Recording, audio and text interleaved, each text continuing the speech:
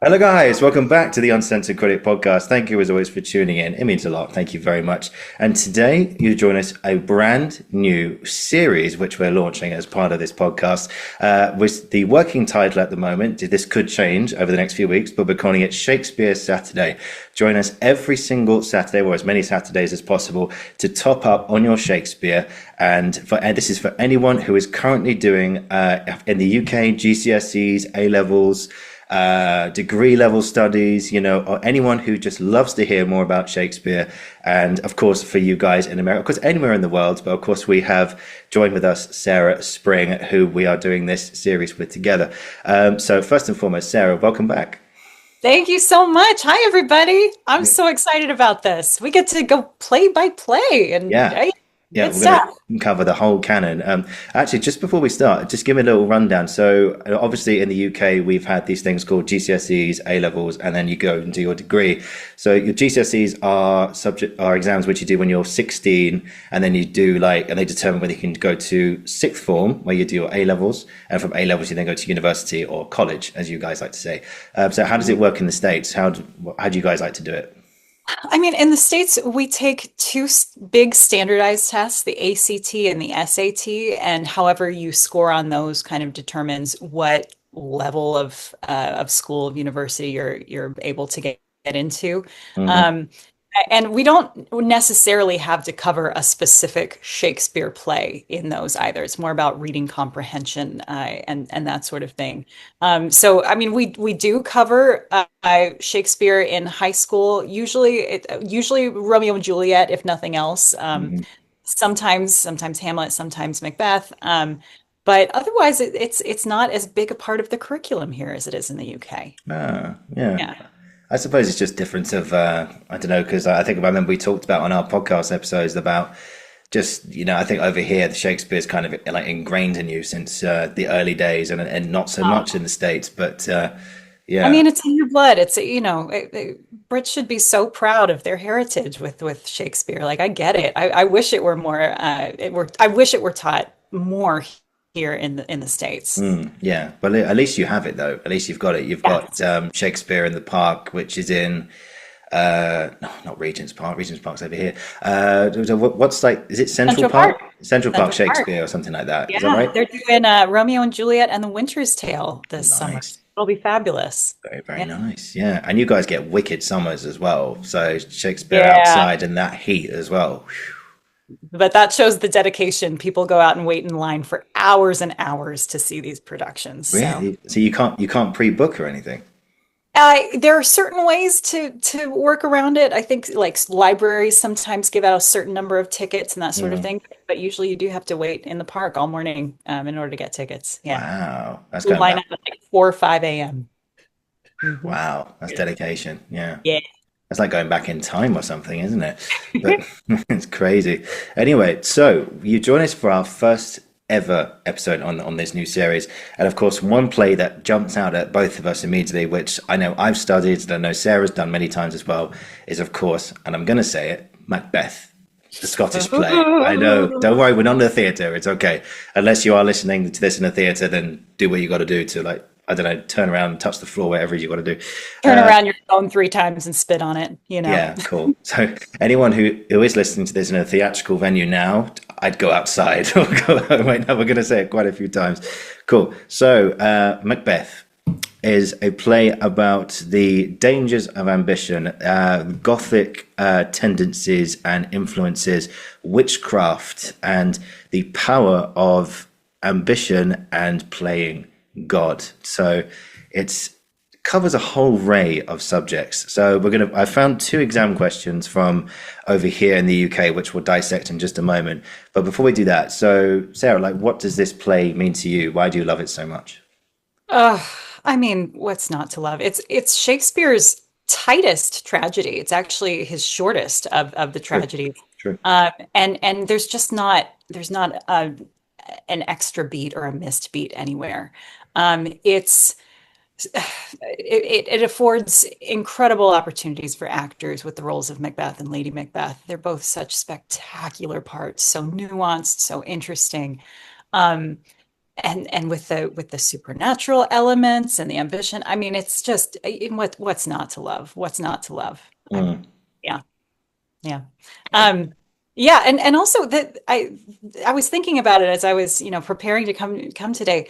I think that the overwhelming theme for me of Macbeth is this idea of equivocation Mm. that the porter mentions in his speech. Um, that you can say one thing and mean another, and you see that in fair is foul and foul is fair, and even double double toil and trouble. This idea of speaking out of your mouth both ways. Really, really interesting. Really interesting. Yeah, and yeah, tell you what, my first ever encounter with this play, because obviously, like we've studied it for A level, in here in the UK, and we, of course, as you do, the first thing you do is you open the play as a class and you read it and you go through it section by section, and after the first chant, obviously you've got the witch's chant, but then that one segment there, fair is foul and foul is fair, hover through the fog and filthy air. Mhm. And immediately, and I just sat there in my chair and I said a little bit louder than I thought I did, that is awesome. And I just said it in front of the whole class and they were just like, "Are you Keno, shut up." But just that, even that. So like you said there, fair is foul and foul is fair. It's the, I mean, that's antithesis, right? Yeah. Yeah. It's antithesis. It's also a form of anti-metaboly, which Mm. is a rhetorical device, kind of like an example would be ask not what you can do for your country, ask not what your country can do for you, ask what you can do for your country, where you live. Think AFK. of it Yeah. like that. Yeah. Yeah. Yeah. And it's interesting, like the how two things like good and bad are both the same at the same Yeah. time as well. So there's Yeah. this supernatural. I think and there's so many brilliant lines in Shakespeare. I'm going to keep saying that. There's this as in my best line, supernatural soliciting.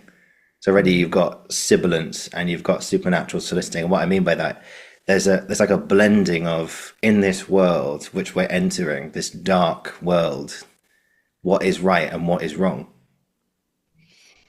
It's all in a kind of gray area. Yeah. I, he creates also like listening to the lines like that in this play in particular, although I mean it's true of all Shakespeare, it feels like the language itself casts a spell. Hmm. The moment you hear these words, I mean, even you just saying them just now, I kind of got a tingle down my back. It creates this spooky atmosphere, and he just does that through the language. It's incredible. Yeah. Oh, it's so good. It's so good. So anyway, so for anyone who's unfamiliar with the play, or anyone, well, I'm talking to A-level people here, but anyone who's listening just to get more information about it, this is for you.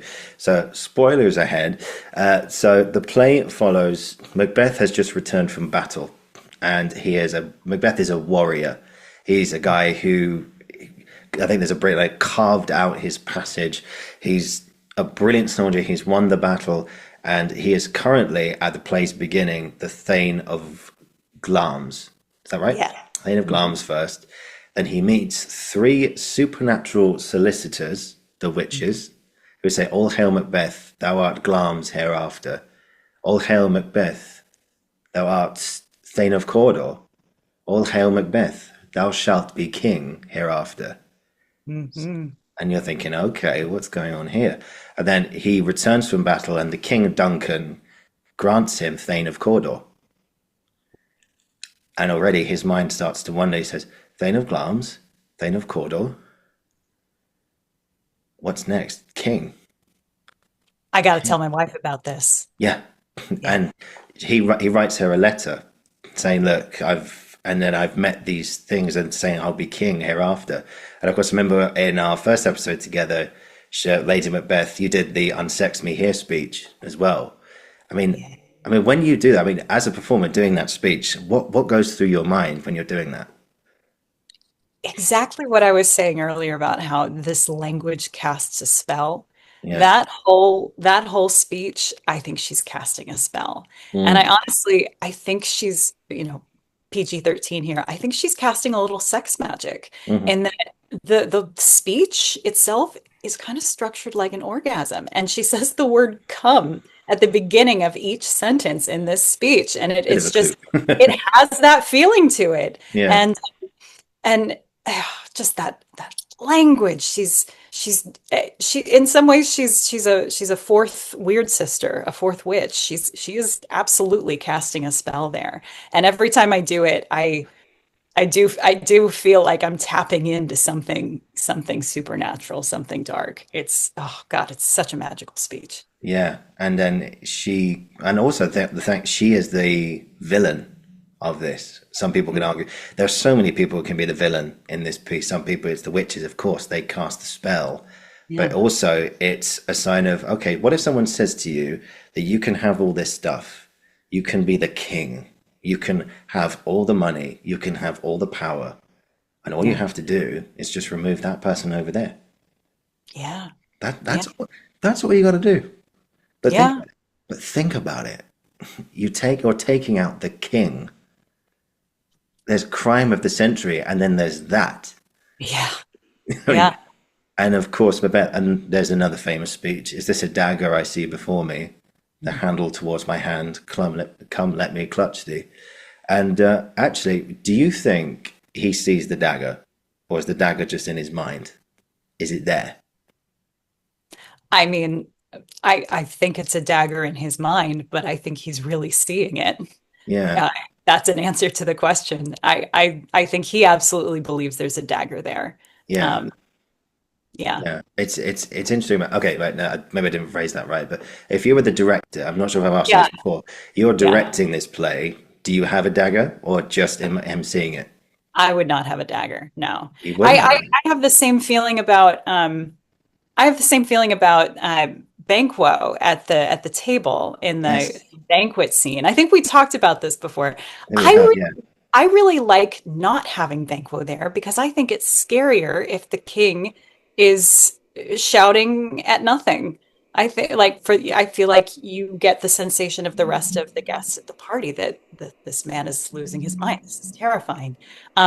So I'm sure obviously there are brilliant versions where you do see the knife, but I think if I were directing it, I probably wouldn't. Yeah. yeah. Because have you seen Judi Dench and Ian McKellen's one? Yeah, yeah, it's pretty fabulous. Yeah, Iconic. yeah. Of course, that's for camera, not so much on stage. But the way they did Yeah. that is that Ian McKellen actually is shouting to somebody off camera, and his mouth is just erupting with saliva and just spitting out, saying, "Thou cannot say I did it." And then he's going on and on and on, and that actually seeing someone. I think I'm not sure if I mentioned this before, but Anthony Sher, who sadly has left us now. Mm. Did a version of it for film, and there was nobody in the chair, and you're seeing someone go completely insane at an empty chair. And of course, Yeah. Lady Macbeth comes over and goes, "Oh, my lord, he's not himself today." It's like, not himself, Uh-huh. going crazy. What's going on here? Oh, Yeah. who knows, man? Who knows?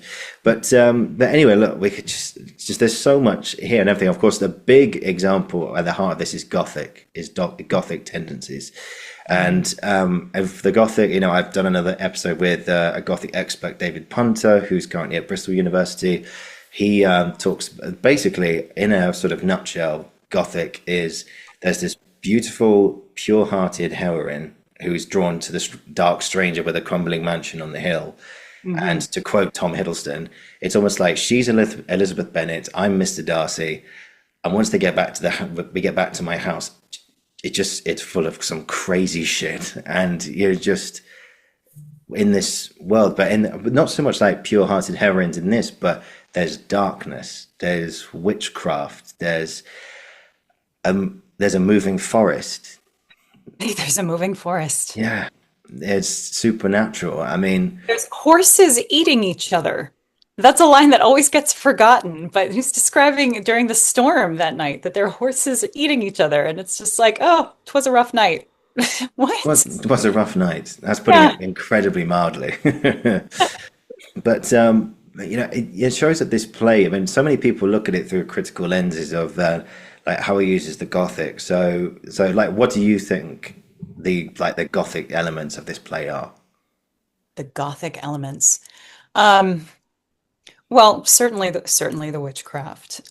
Certainly the dark undertones of ambition. Um, the uh, uh, Murder. There's no, I mean, there's nothing darker and fouler than they commit murder in the middle of the night during the darkness when he's a guest in their home. Um, yeah, yeah. I don't know. What do you think are the elements of Gothicism? Is that the word in this Yeah, play? if you think about it, like it's a castle, it's Yeah. labyrinths, it's rooms which you don't go into, which the door slams behind you and there's no key to get out. There's which is almost like a metaphorical image of if you walk through this door, like and there's a big sign on it saying the witch's promise in some ways. Uh, If you Macbeth, if you walk through this door, there's no turning back. You are trapped in this dungeon to live with the consequences of your actions forever. And love that. yeah, Absolutely. and also it's like and also there's power. It's a power play. It's a need to have dominance. I think there's a lot of we looked at other Gothic texts. You look at Dracula by Bram Stoker. You look at Frankenstein, Mary Shelley, The Pardoner's Tale by Chaucer, the Bloody Chamber by Angela Carter. There's a common theme which shows male dominance over the female, or a Mhm. need for control in some way or another. And I think David talked about transgression and how transgression is showing this that times need to change or have changed in terms of gender roles and equality. I think in life, and also I Yeah. think I remember someone saying to me once, Bram Stoker's Dracula is essentially like a fear of foreigners, and I was like, what do you mean? It's like, yeah, think about it. Transylvania, someone coming over with dark magic, and this is not me being inappropriate or any kind of, Oh, no. no racial thing here at all. Yeah. But, it's someone coming over from a distant land with their dark magic Hmm. and they're infiltrating the minds. And of course, I think in Gary Oldman's film, which he did, he walks around and there's Winona Ryder just seeing this normal man appear like a complete normal person, Hmm. but he carries the so very very secretly as well. Obviously, there is fangs in that. That's a very good rendition as well. Yeah. But I think it shows the power of ambition and dominance over a situation, whether that is a female or indeed power as That's, such. two things. I'm gonna put a pin in it so I don't forget. One, Yeah. um, I my fiance is a huge fan of horror films, and Mm. I get spooked pretty easily, so sometimes I have to sit those out. But one of the things that I've discovered from watching so many with him is that at the core of every great horror movie is the symbolism of the fear of something else real Mm. in life. So, like you're saying, Dracula, in essence, is a fear of foreigners. Yeah. There's a film called The Babadook, which is the scariest film I've ever seen. I had to stop it in the middle because I had a panic attack, literally. Wow. But at the root of it, it's a film about grief. And Mm. once I was able to put the name to that, like, oh, that's why I'm so upset because this is a horror film about grief, then that completely changed it for me. The Halloween films, they're a fear of men and the patriarchy that this maskless man is going around and murder or this faceless man is going around and murdering these women unexpectedly. It always stands for a greater fear in our society, and I think that's absolutely fascinating. Mm. So, what is and in a way, Macbeth is a horror play, Yeah. and Yeah. Yeah. I mean, I guess ambition is certainly at the bottom of it, but I really like what you're saying about the the male female quest for dominance in a way Mm. as well. Because I believe there are more women in Macbeth than almost any other Shakespeare play. It's also the Mm. only play aside from All's Well That Ends Well that begins with a woman speaking. Um, and I remember someone told me this at some point. I have to, fact check it, but Yeah. the historical Lady Macbeth um, was so high born that had she been born a man, she probably would have had a claim to be king herself, but she wasn't. And so you see her thirsting for power through her husband because that's the only power that she has. Mm, And yet she really is the one who, certainly at the beginning, is pulling the strings and pushing the action forward. yeah, and Yeah. you can tell it's a really intimate relationship between the two of them as well. Yeah. It's not platonic. It's not just a little peck on the cheek. It's this. My dearest partner of greatness. That's what he calls her. Yeah, And you know the tragedy, and so many people believe this. I've heard Ian McKellen say this that they're one of the only happy marriages in the entire canon, and it's almost ironic, huh? ironic, yeah, that it's because they have such a good relationship, because she's so supportive, that helping him to get what he wants, that once he gets what he wants, it's not all that it was cracked up to be. So. Mm, yeah, and it's I love that speech. When well, actually, funny enough, the word assassination was created in this play. Yes, I heard that. I think it existed in other forms, or maybe as a verb or something, but I think he Uh, created the noun. Really, yeah. Oof. yeah, that's incredible. And of Yeah. course, and also, I think, talking about power and dominance and need for that was the scene that follows that. I think that's Act One, Scene 7, where he says, if we shall proceed no further in this business, if the assassination, blah blah blah blah blah," Yeah. and it's almost like for a brief moment he comes to his senses. He goes, "Look, no, no, no, no, no, no, no. We can't do this. We can't just no, no.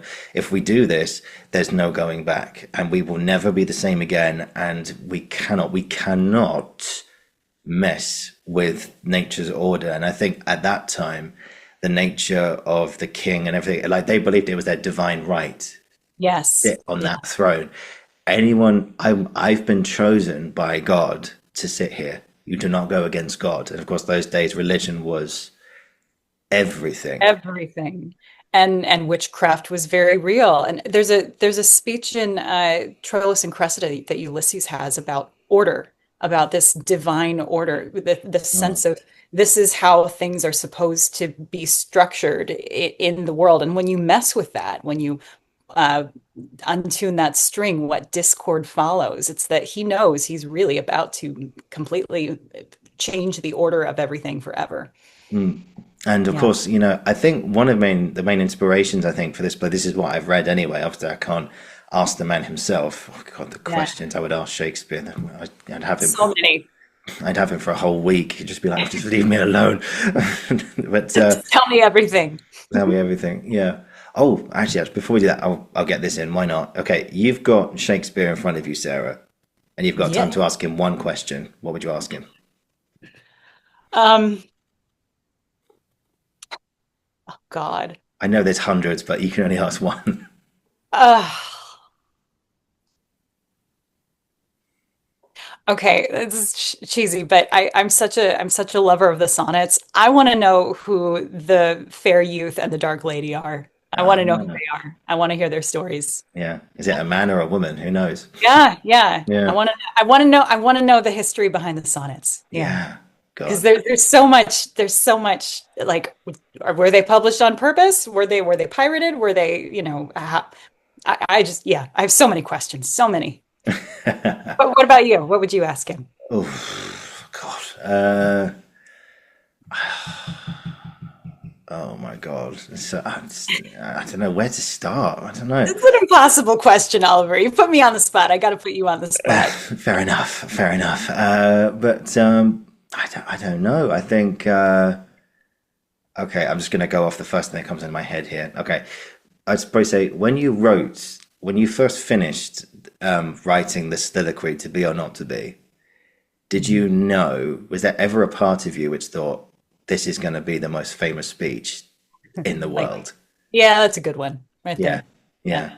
That one's good. Don't change that. Don't change that Yeah, at all. not a word. Not a word. Yeah. I mean, there's probably hundreds, but I'd say that would probably say oh crap. I'd probably say yeah. Did you know that when you finished not only that actually that monologue, but that play that you'd written something that is going to be remembered forever? Ever. Yeah. Yeah.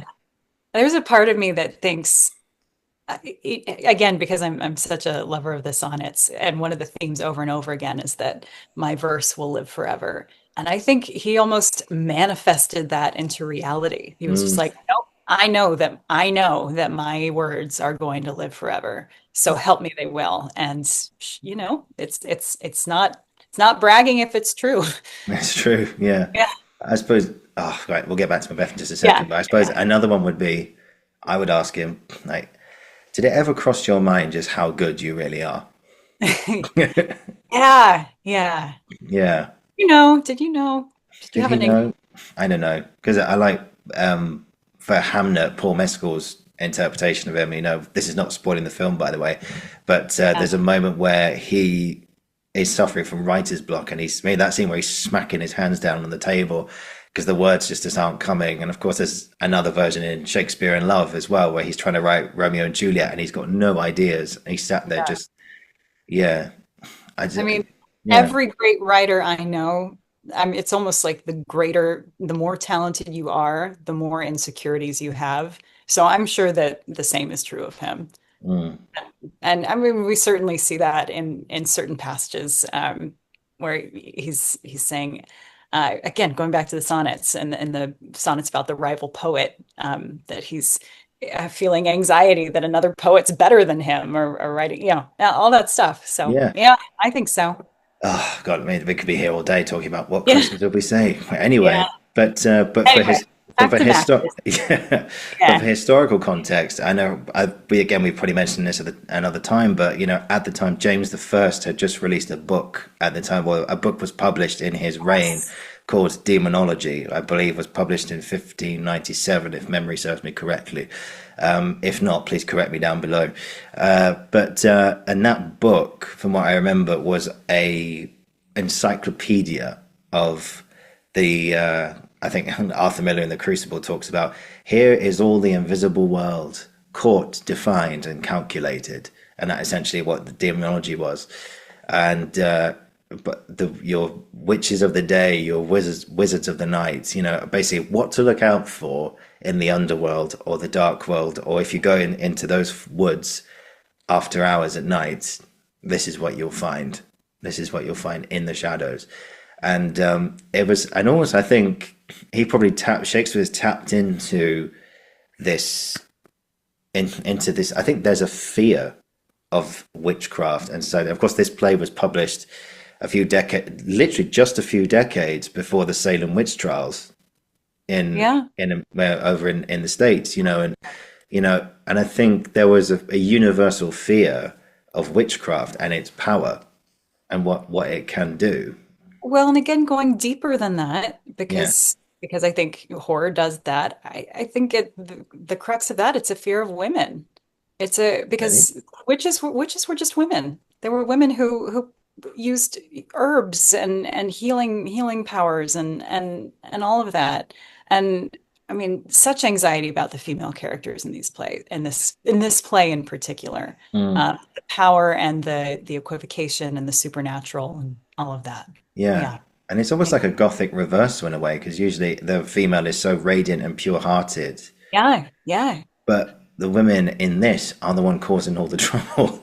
They're the ones pushing their husband to kill the king and make nature move. They're the ones planting ambition in his head, saying, "Thou shalt be king And hereafter." yet, not one of them actually lifted the knife themselves.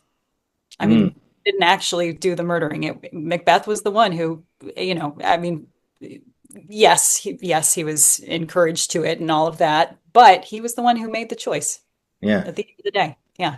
yeah, and ambition, drive, and everything.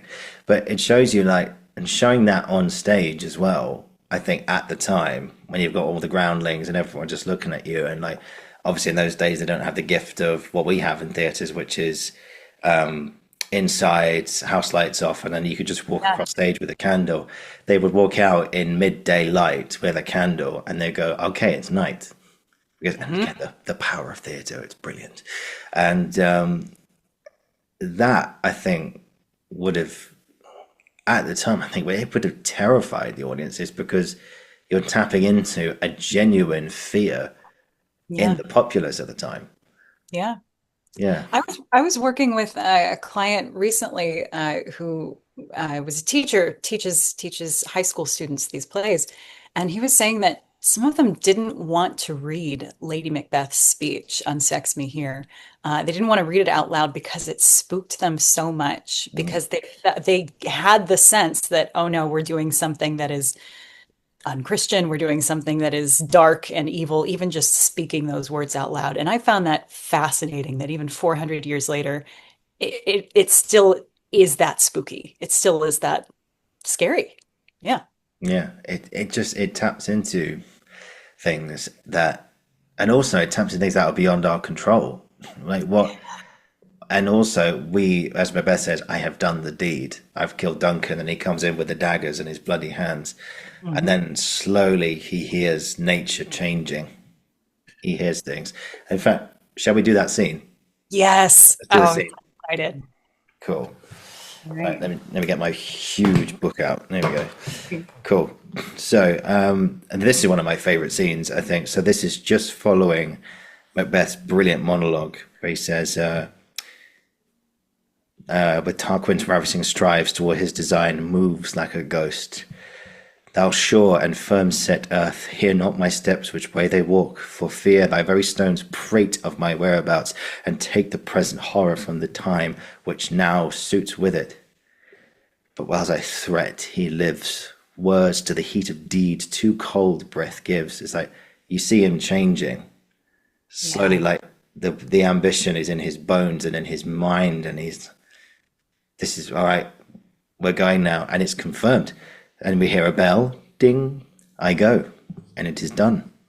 The bell invites me. Hear it not, Duncan, for it is a knell that summons thee to heaven or to hell. And even that final couplet that creates a sense of conclusion. This is done. This is settled. So, so magical. Mm. All right. Enter Lady Macbeth. That which hath made them drunk hath made me bold. What hath quenched them hath given me fire. Hark, peace! It was the owl that shrieked, the fatal bellman which gives the sternst good night. He is about it.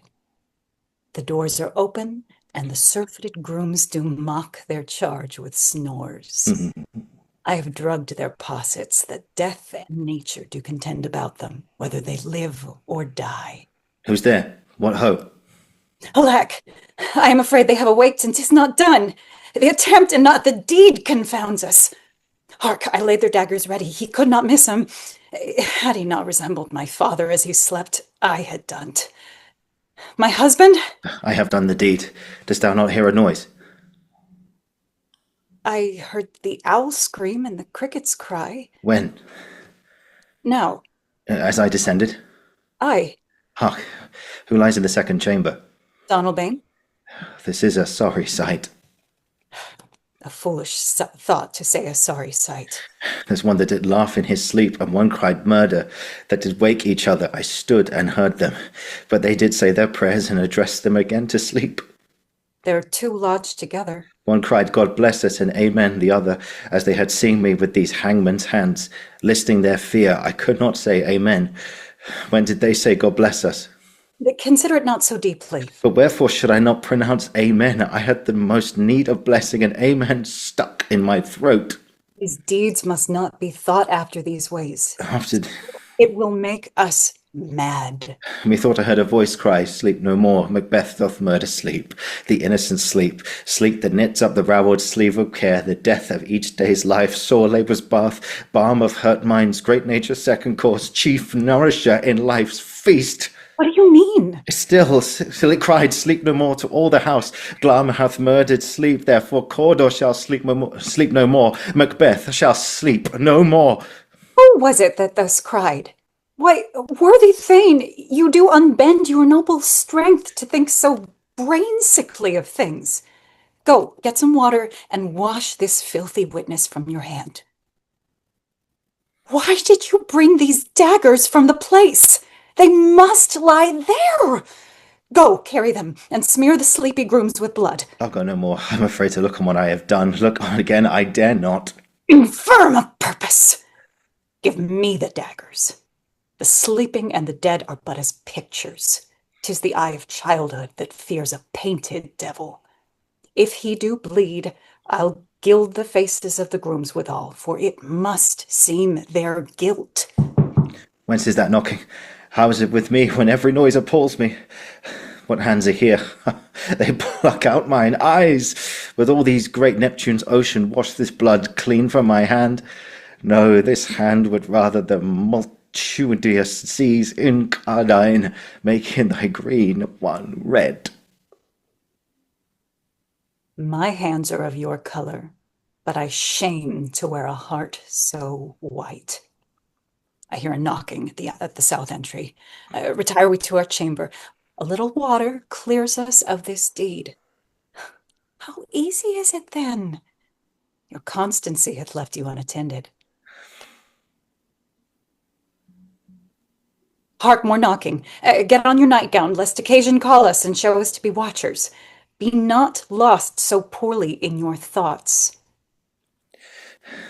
To know my deed, to what's best not know myself. Wake, Duncan, with thy knocking. I would thou couldst. It's cool, isn't it? Hey, not too shabby for a first read through. Not bad at all. Not bad at all. Yeah. What a good scene. Yeah. It's like he goes the contrast between the two. Well, first of all, Macbeth, he has this utter like a surety. He knows what he's doing. Hear it not, Duncan, for it is a knell that summons thee to heaven or to hell. Mm-hmm. I know what I'm doing. I'm locked in. He does it, and he goes, "What have I done? What have I done? No, no, no, no, no. Okay, no, no. This is some dream. No." Absolutely freezes. Absolutely freezes. And she's got to deal with it. I mean, she's like, honey, you need to pull it together. Like, this is okay. It's fine. Like, but what do you mean you brought the daggers with you? You have to leave them there, you idiot. That was part of the plan. Like, you're going to mess up this whole thing. Yeah, but I didn't know what to do. I just panicked. I had to come here. I didn't know what to do. And going back earlier, what we were talking about, how religion is everything. There's a brilliant moment where he says, one cried, "God bless us," and amen. The other, as they had seen me with these hangman's hands, listening their fear, I could not say amen. He couldn't say the holy words. Yeah, his soul is already flown away at this point. Yeah. Yeah. Yeah. It's like, sorry, go on. I was just going to say, I love the timing of this scene. It's written so specifically. Like there are certain pauses here to make sure that you're listening for the sounds. And there are certain like the "did you not speak? When? Now as I descended, I." That is all a shared line, and it is so fast. You see it's like a diagonal in the script, isn't it? It shows like one thought after another. Yeah. Yeah, just the clarity of direction that Shakespeare embeds in the language of this scene. He doesn't really need any stage directions because he puts it all there. Like they hear the knocking, and I hear knocking again, and they're going to wash their hands. It's not in a stage direction; it's in the language. It's brilliant. Yeah, Brilliant. And I just love the fact that, "What was it thou thus cried? For thy worthy thane, you do unbend your noble strength to think so brain sickly of things." It's like, my God, for someone so noble, you do think things rather dramatically sometimes, don't you? It's like, Dramatically. yeah. So what a good word, brain sickly. I don't know that he ever uses that anywhere else. It's a good word. It is very good. Yeah. Brain sickly of things. Yeah. It's like, go get some water, wash this filthy witness from your hand. Why did you bring the daggers? I just before she says bring the daggers, look, go get some water, just chill, just relax. It's all going to be okay. It's like the calmness that she has in this moment. It's just, I mean, it's almost like, it just reminds me a little bit of, how, I don't know if you've ever seen interviews with like serial killers after they've been caught or anything, like if in a documentary or on Netflix. Oh, I'm a true crime junkie. I've seen it all. Yeah. Perfect. Like, if you look at someone like Jeffrey Dahmer or something doing those interviews, his calmness is So evenly keeled. Yeah. his calmness is it makes me feel sick how just calm he is, and he just goes, "Yeah, I did that. Yeah, I did those things. Yeah. It's all part of it. Yeah, Yeah. yeah, Well, but what's so interesting is that, yes, she is so calm here, and yet she's the one that shows remorse in the end, that loses her mind over yeah. guilt. And you almost wouldn't expect that. It almost feels like there's a missing scene, frankly, between the last time that we hear from her, which is when, Macbeth is just not sleeping, and when she has her sleepwalking scene. It feels like so much happens in the in between, and there's a theory, because the version of this play that we have uh, was almost definitely revised by a playwright named John Middleton. He wrote the Hecate scene that exists in this play. And one of the reasons it might be the shortest of the tragedies is because he went in and edited it Mm. and all that before it was published in the first folio. And the only version of this play that we have comes from the first folio. Ah, So I sort of secretly wonder if there was another Lady Macbeth scene that fell in between and was cut. But it's cool that it's missing because it kind of adds to the mystery of it, I think. The ambiguity, the equivocation of it all. Yeah. yeah, and it's almost like it's off camera. So off camera, yeah, it could be off camera, yeah, or off stage. That that's where it's and it's almost like that's how sometimes in the theater or sometimes in stories it's the things you don't see which are Yeah. and then you see someone come back into a scene after a period away and they're completely different and you don't see how they got to that point, and that when it's done right, when that beat hits perfectly, Powerful. So powerful. it's so scary. It's so scary. Well, and that just made me think too of, especially in this plays, there's so many lines that are just throwaway lines that feels like there's like a whole world beneath them. And Mm, I'll tell you what I mean. Like in this scene, mm, she says about killing Duncan. She says, "Had he not resembled my father as he slept, yeah, I had." What? yeah, So she's like, I would have done it, but she had a bit of like, okay, what was her relationship with her father? And also, was he a kinsman of Duncan? Is that why they literally do look alike while they're sleeping? Like that's so interesting. Or the whole bit that we get about, I have given suck and know how tender 'tis to love the babe that milks me. That we yeah, have this past where the Macbeths had a child, but don't anymore. And I mm, think that too is often a forgotten part of this play that I think so much of what drives Macbeth is this fear of having no heir, of having no children, because he freaks out that Banquo's descendants are going to become king, not his own. And he talks about how he's been given a barren scepter, and that they had a child, and I think that they lost a child. The other possibility is that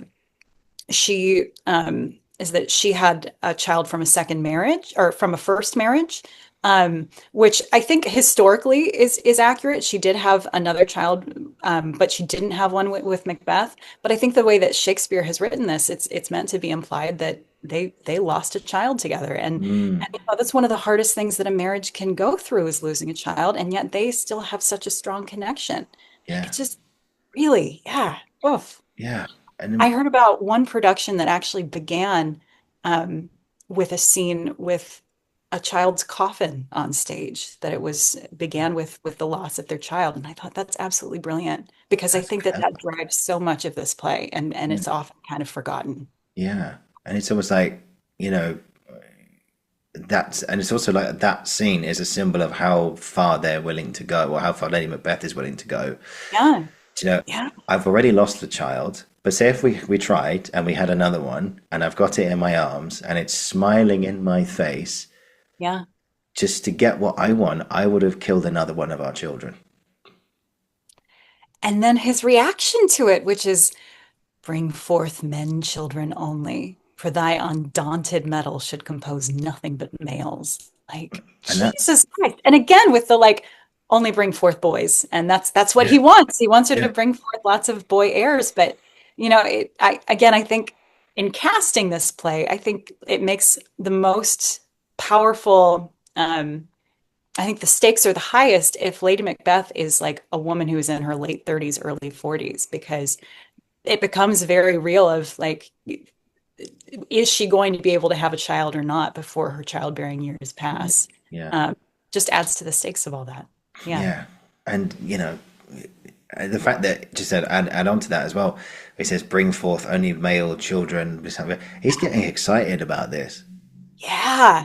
I'm sorry, again, PG-13, but he's getting a hard on about this. He sure is. Yeah, Yeah. he's like, Yeah. hang on a minute, what the hell was this? And also, was this evilness, this desire, this rank ambition? I think that's another line. Was that already there, or has that been planted? Or if it's been planted by the witches, I think that's definitely one theory. Or has it always been there, and then the witches have just gone, flicked a switch, I and mean, that's the question. That's the question. I think also what I'll just also interesting is that, you know, it's based on he based it on Holinshed's Chronicles history of Macbeth. And in that history, Banquo actually helped Macbeth murder Duncan. But at the time, King James believed that he was descended from Banquo. And so uh, they couldn't have Banquo helping to kill the king on stage because that would have made, you know, the sitting monarch and Shakespeare's patron look bad. yeah, So we got in in trouble. yeah, exactly. So in this play, Banquo's kind of, you know, the good guy. So he also hears the prophecy, but he isn't as affected by it as Macbeth is.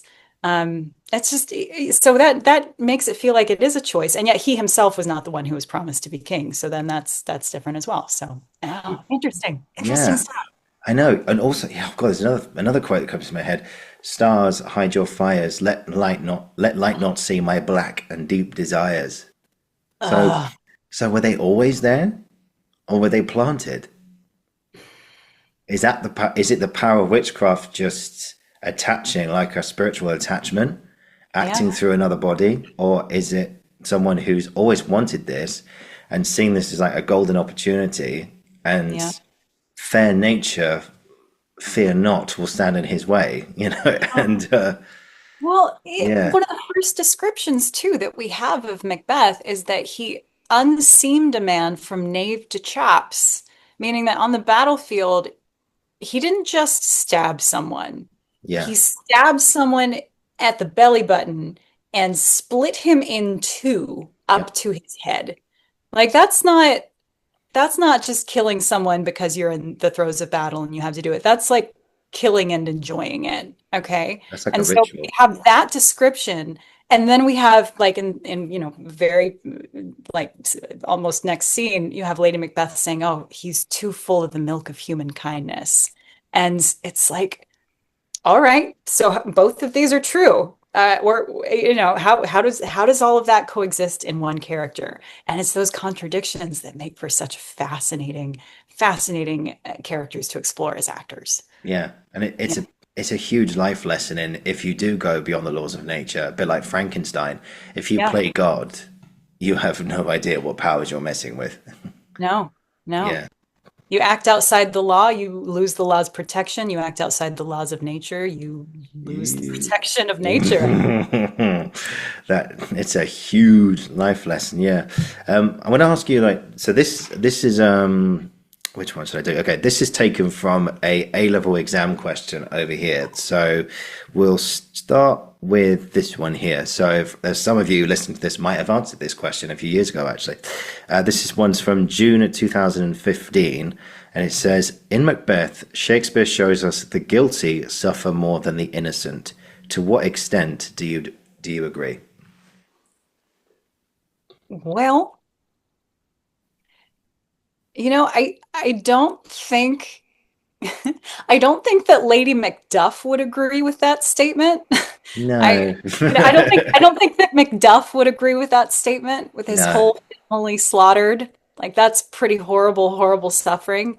And yet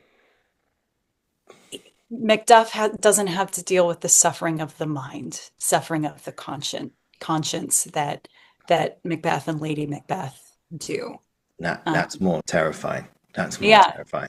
yeah. Yeah. There's a line in Antony and Cleopatra actually. Uh, I'm going to misquote it, but I think it's "Make not your thoughts your prisons," and I just love that line. It's so descriptive. And you were saying earlier that Macbeth, it's almost like he walks through this door of, okay, you've chosen to hear this prophecy, you've chosen to act upon it. Now you're trapped there in this dungeon of your own making. And so the dungeon is his own mind. He says, "Full of scorpions is my mind," and that's what a guilty conscience does. Mm, And it's not a nice thing to live with for sure. yeah. There's Yeah, the guilty suffer more than the innocent, and I think I would. My first thought, no, I would disagree with that statement. Of yeah, course, yeah, you can make an argument that Macduff does, like just going on what you said there. Macduff does suffer because his whole family get ripped to shreds, and of course yeah, there's suffering there. Of course, there's no.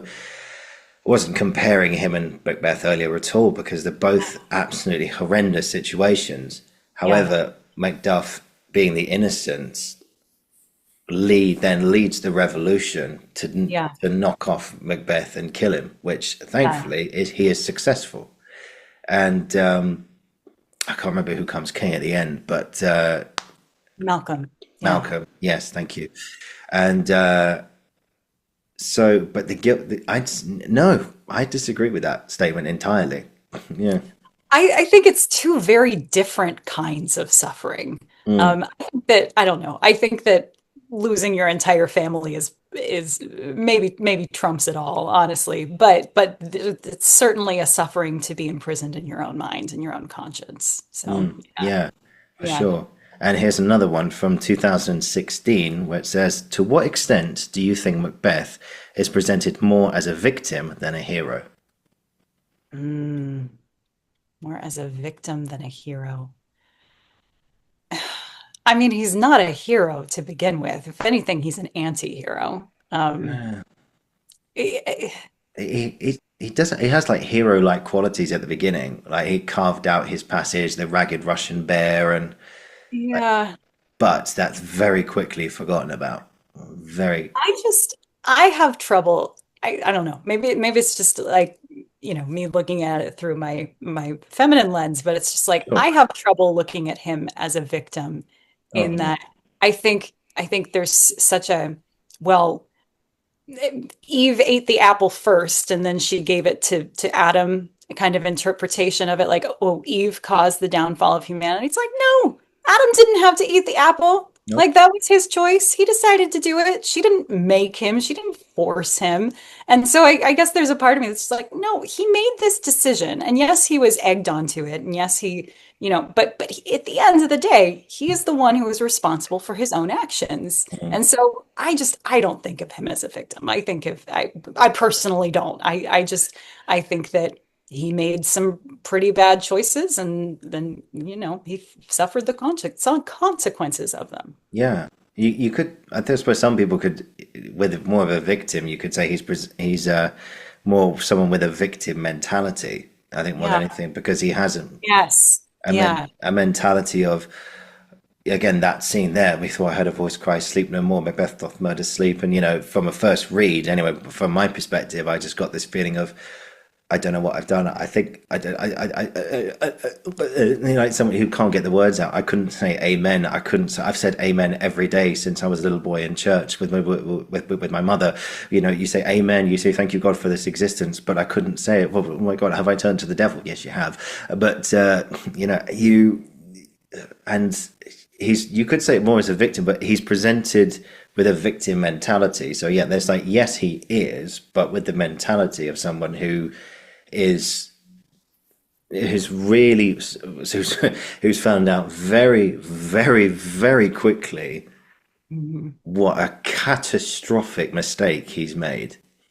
Yeah. He Yeah. hears he hears the prophecy about no man born of woman. And when Birnam Wood comes to Dunsinane and he interprets that, he makes the choice to interpret that as, well, then I'm scot-free. Well, then nothing will ever happen to me. Yeah. Um, and it's like, Mm.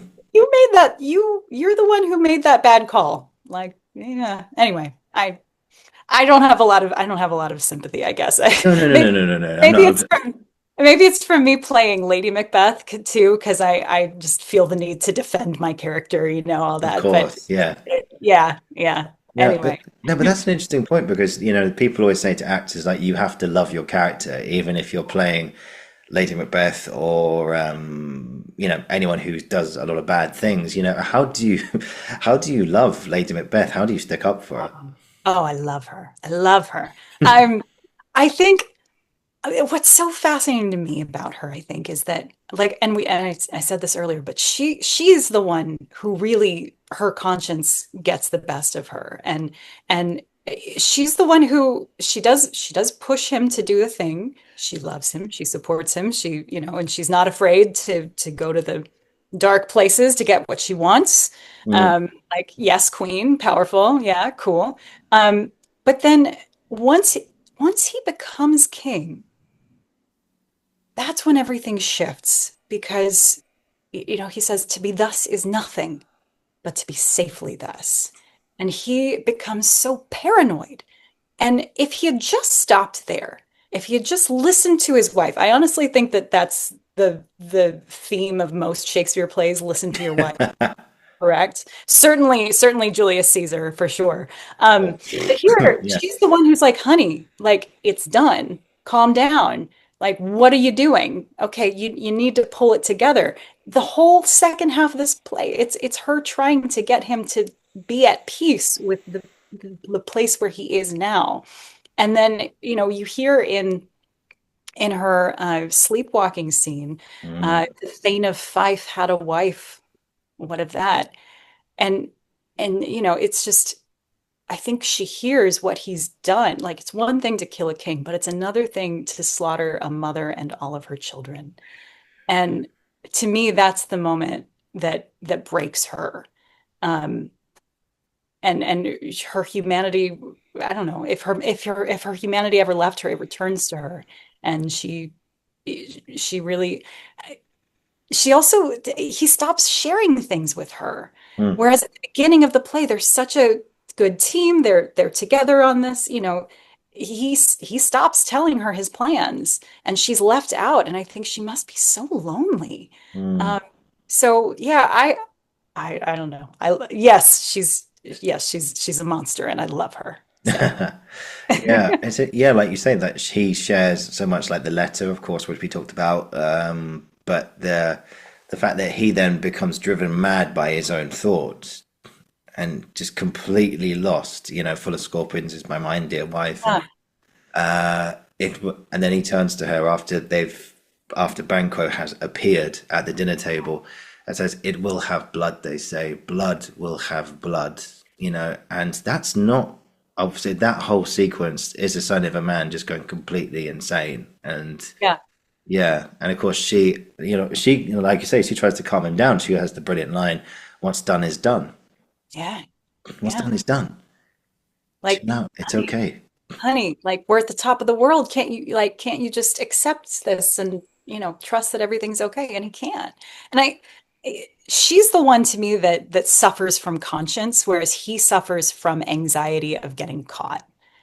Um, Mm. I'm actually trying to think of a moment when, like, after, I mean, yes, during the scene that we read today, but after that, does he ever have a moment where he's like, "Oh my God, what I've done is so wrong. I feel so guilty about what I've done." I don't think he does, but I'd have to go back and check. Yeah, maybe that's another scene that got lost. I don't know. Maybe. Yeah, yeah. He has a moment where he goes, "What have I done? What have I Yeah. done?" Whereas, wait, who was the guy who got the first folio together? What was his name? Hemmings and Condell, the two Yeah, of them. yeah. Yeah. Well, then I wonder if they read it and go, "Nah, they don't need that. They don't need that. Put it together. It's fine. He Yeah. doesn't Yeah. let him suffer." But, This book is expensive enough. We got to cut some pages here and yeah, there. yeah, they're probably a bit short on ink at the time as well. But Uh-huh. we get rid of that. We're running out of ink. We've still got more plays to put together.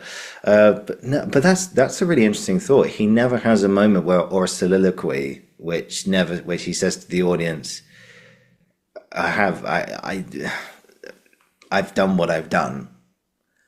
Could you show me something? Could you show me some guidance? Does that mean he's proud yet he doesn't want to be caught? And of course, there is a trail of breadcrumbs which he can't ignore, which is interesting. Yeah, Yeah. I don't Yeah. know because it's funny because Claudius has a moment as a soliloquy after Mhm. Hamlet exposes him in front of everybody with the players. I can't remember the speech as such. I remember Kieran Hines did it over here in Benedict Cumberbatch's version, and I thought he did it Yeah. brilliantly. It's like, what if this hand was washed with a brother's blood? What of it? What if I had? I'm paraphrasing it. I haven't read the speech for a Yeah. while, but from what I remember, he says, Mhm. "What if this hand was washed with a brother's blood? So what? So Mhm. what? So what? What if I did do it? What? So what? Right?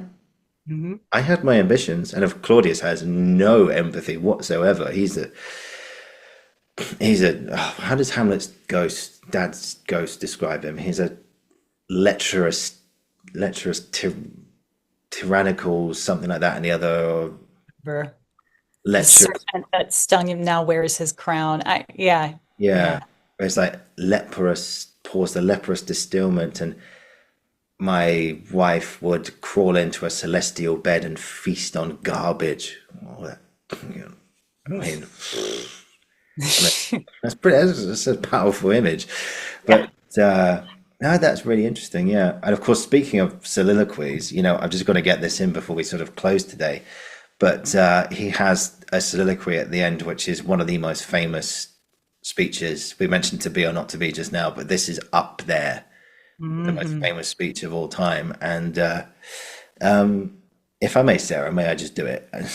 Yes, please, please. I think I know it. Yeah, I'm not going to look at the book. I remember it. So, wherefore was that cry? The Queen, my lord, is dead. She should have died hereafter. There would have been time for such a word.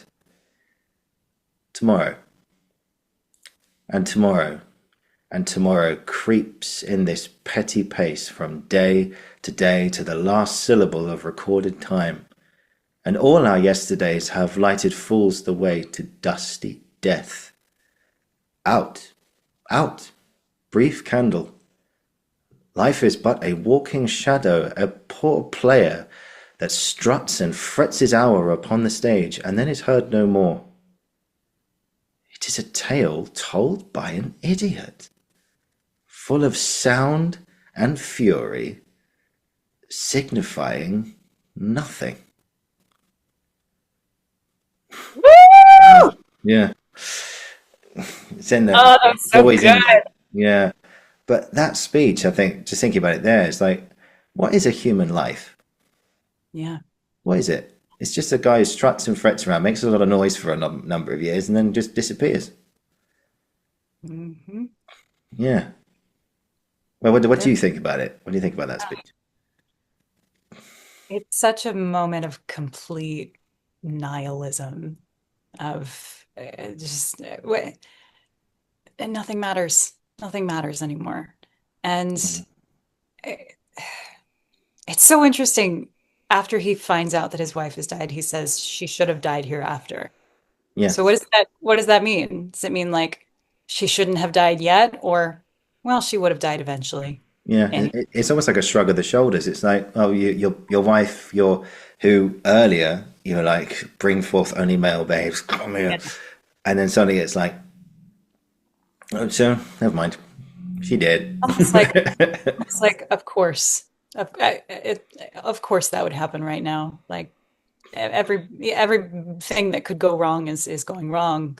Like, life is meaningless, that sort of thing. There's a brilliant breakdown of that speech on YouTube where Ian McKellen Yes. really breaks it down almost syllable by syllable and just looks at the the artistry that went into constructing this perfect speech. And one of the things that he said to Sir Patrick Stewart when he was playing Macbeth was that the key to that line is the word and. Tomorrow and tomorrow and tomorrow. Because and falls on the stressed beat in the iambic pentameter, and it falls on the stress both times.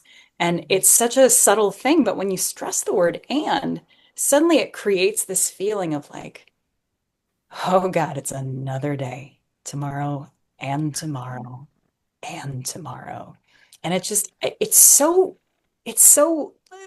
precise. Like it's such a nitpicky detail, but it creates something in here. Like Mm. you feel something there. Um, and that the whole speech is constructed like that. And I don't want to do it, injustice. So look up, yeah, when you're done listening to this, go to YouTube and look up Sir Ian McKellen talking about this speech. It's absolutely fabulous. Yeah. Can I hear your version of it? Oh, You want I to do don't I don't have it memorized. I it? also I don't want to follow that, Oliver. That was brilliant. I loved Oh, it. that'd be silly. But no, no, no. But we'll definitely over the course of this series, just think which one should we do next? We'll discuss off camera. But Yeah. we'll definitely share some monologues and soliloquies back and forth then because we just love it Yeah. so much. But I suppose how much time have we got? Yeah, we've got a bit more time. So I suppose in terms of like, it was just very quickly, I think anyone who's going through exams or anything right now, just a few little exam tips just to finish. One thing that I wish I heard a lot earlier was at the top of your page of your notebook, or like the exam paper which you're given, just like draw a line, like a quarter of the page, and write out a plan. Say, look, pick your question, and then write out a tiny, tiny plan saying, right, the first point there, second point, say that, and then you get to your conclusion. And the examiners are not going to mark you down. They're not going to mark you down for that. So you know what you're talking about. Yeah. Was there any sort of helpful tips in exams which you got, Yeah. Sarah? Giving yourself like an outline, I think that's a great idea. Mm. Uh, I always, I don't know, skip to the essay questions first, read them, and then go back to, if you have multiple choice first, go back and do that, and just let the question nestle in your brain. Let it sit. It's kind of like how if I'm studying a part, if I need to learn lines, I'll read them right before bed, and then I'll fall asleep, and then somehow like they start to stick better. It's just like think about it, then let it go, then come back to it. I think it helps. Mm. Yeah. And also just don't rush. Take your time. You Yeah. know? Yeah. I Yeah. know you have a time limit. In our case, it was 2 hours, which is plenty of time. But you've got two questions, an hour on each one. Obviously, it's different for you guys in the States, but just take your time and I think ultimately, like obviously you've done all your revision, you know what you're talking about. I know one thing I wish I'd done a lot more is that it was just enjoy answering the question. Yeah. Just enjoy answering the question, especially if it's about a text you love, like Yeah. Shakespeare. You know, And there's not, if you asked the questions you asked, like, do the innocent suffer or do the guilty suffer more than the innocent, that sort of thing. There's not a wrong answer. And that's exactly. part of the beauty of it. It's Yeah, that, you know, and this is why we study this and why it's so important. Uh, AI can't give you like it's not like math. It's not like A plus B equals C. yeah, This is there isn't a right answer, but you just have to support your view. You mm, just have to show why you think this. And it's thinking for yourself. It's beautiful. Like, yeah, yeah. absolutely fun with it. You're That's like you're not wrong. You're just prove your point. Yeah. Yeah, you got a point, just make it. And I Yeah. think the examiners will appreciate the fact that if you've got a point and you can back it up, then Yeah. they'll give you top marks because Yeah. you've proved it on anything. Yeah. Yeah. I wish I'd heard that more in school. But yeah, there you The go. the best questions, the most important questions in life, there is no right or wrong answer. Like it's Indeed. just, it's not that simple. Yeah. So, How do yeah. you live a good life? If I know. All just doing our best out here, you know? Yeah, just do your best. Yeah. Either way you want to do it. But yeah, again, so some of these big questions that this play in particular, I know Shakespeare offers a lot of huge questions. You know, there's, of course, another really, really famous speech was, of course, All the World's a Stage. And the men and women many players, but we'll get to As You Like It at some point. But yeah, no, I am brilliant. Yeah, I think unfortunately we're out of time. I know, Sarah, you've got another client to get on to right now, but yeah, so yeah, guys, anyone watching or listening, any more questions you have about this play, if you'd like another episode about Macbeth and anything particular, or a past exam question or ideas that you have, please do get in touch, and we will do another episode, and we will get your questions and feedback in the episode. And if there's any, any texts of Shakespeare or sonnets that you would really, really like us to look at, which I'm sure we'll get to anyway, but one you'd like us to look at a bit earlier than normal, just let us know. Let us know, and we're here for you. We're here for you and everything. And please do get in touch about any other questions you have, and we will answer them for you. But yeah, so I don't know if you can tell, but we love this stuff. we do. We love this stuff. Yeah. And we'd love to hear from you. So please do get in touch. Sarah, thank you so much. And, we're on a journey of our own now, which is brilliant with this series. And guys, thank you for watching. Thank you for listening. Thank you for joining us on our first Shakespeare Saturday. We'll be back with another play very, very soon. And please join us next time. And Sarah, until then, thank you, and thank you everybody else. Thank you. Thank you so much.